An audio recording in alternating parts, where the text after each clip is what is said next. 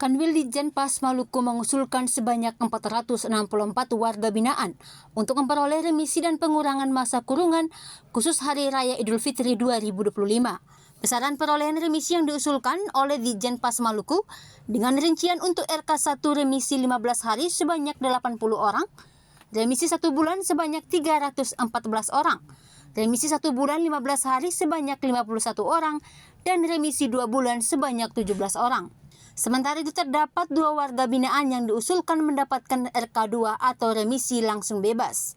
Kepala Kanwil Ditjenpas Maluku Riki Dwi Biantaro dalam keterangannya mengatakan 464 warga binaan yang diusulkan mendapatkan remisi dan pengurangan masa pidana telah memenuhi syarat substantif dan administratif.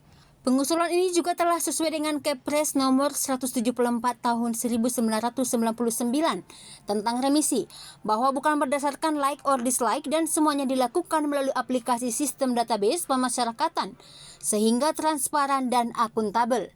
Kepala Kanwil Ditjenpas Maluku Riki Dwi Biantaro lebih lanjut mengatakan, usulan remisi telah dimulai sejak tanggal 14 Februari 2025 dan saat ini masih dalam tahap verifikasi sebelum diterbitkan SK oleh Menteri Imigrasi dan Pemasyarakatan Republik Indonesia. Harapannya pemberian remisi ini dapat memotivasi warga binaan untuk terus memperbaiki diri selama masa pembinaan di lapas, di rutan maupun yang ada di LPKA. Perlu diketahui saat ini isi hunian di Lembaga Pemasyarakatan Maluku berjumlah 1.615 orang dengan rincian tahanan sebanyak 308 orang, narapidana 1.307 orang. Arnis Nurat dan Hamjatomia melaporkan.